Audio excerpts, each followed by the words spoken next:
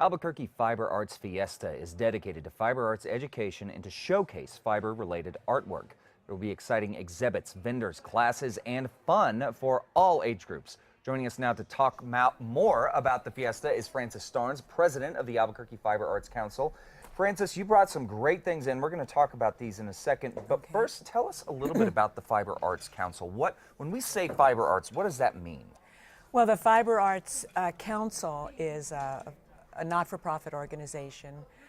It's sponsored by 17 different fiber arts guilds, crochet, knitting, sewing, all things that deal with fiber arts.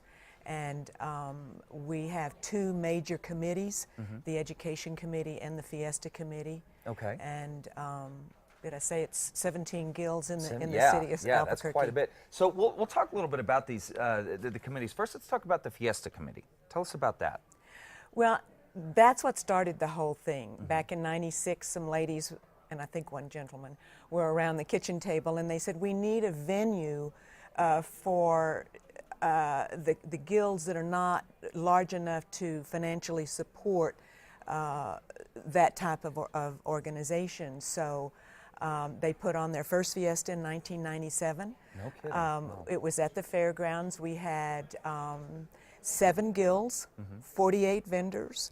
We had a little over 300 entries, and we had about 2,200 attendees. No kidding. Yeah. Wow. And then look at this thing.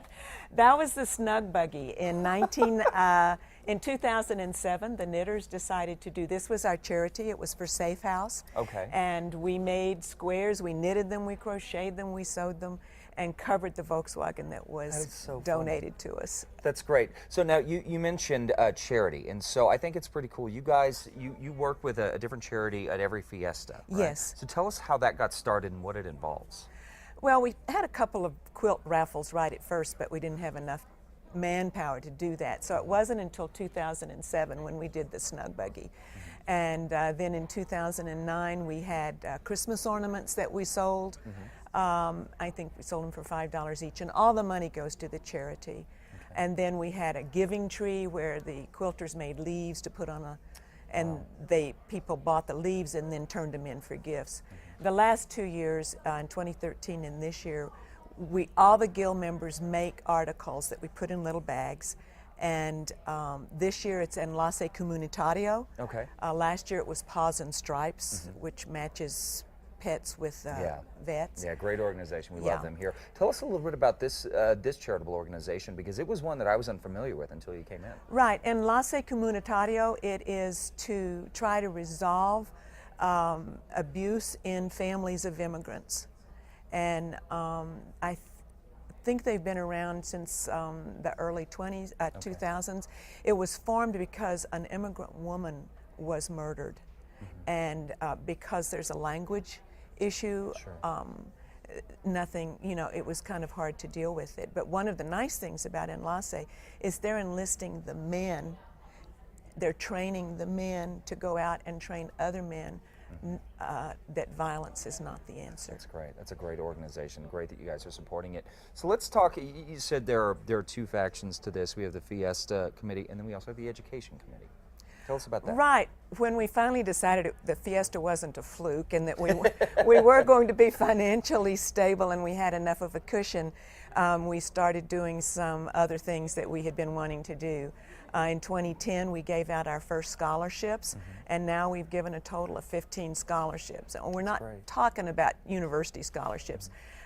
We sent a woman to Arizona to learn how to make dolls for a week, that kind of thing. That's great. And the Education Committee also puts on exhibits when we're not doing the Fiesta. In November, we had a fantastic show at the Old Corrales Church. It was Route 66.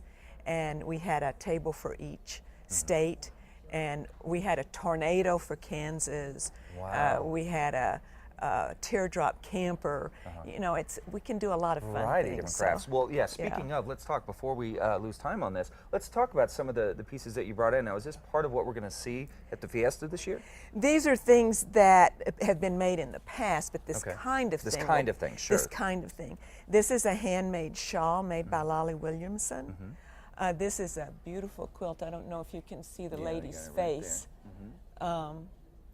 And made by Anita McSorley. The Muskrat Dream was made by Leslie Ashcraft, and this little needle case was made by Kathleen Weston. Okay. So this is embroidery, sewing, quilting, knitting. That's great. Then I'm wearing a sweater that I made machine knitting, has polymer clay buttons and crochet on the edges, and I'm wearing beaded earrings. That's great, and these are All of fiber these arts. things are the kinds of things that amazing. you'll see at the Fiesta. Now, you have a special artist coming in, is that correct? Yes, Judith Roderick. She's a quilter and a silk painter, so she puts those things together in most fantastic quilts. She's famous all over the region. All right, so again, remind us when this Fiesta is happening. It's now. Yesterday was the first day. Okay. It's going on now today, and tomorrow will be the last day. Tomorrow, the last day. So time is running out, guys. Clock is ticking. For more information on the Fiber Arts Fiesta, head over to casa.com. Thank you for bringing all these great things in. Absolutely.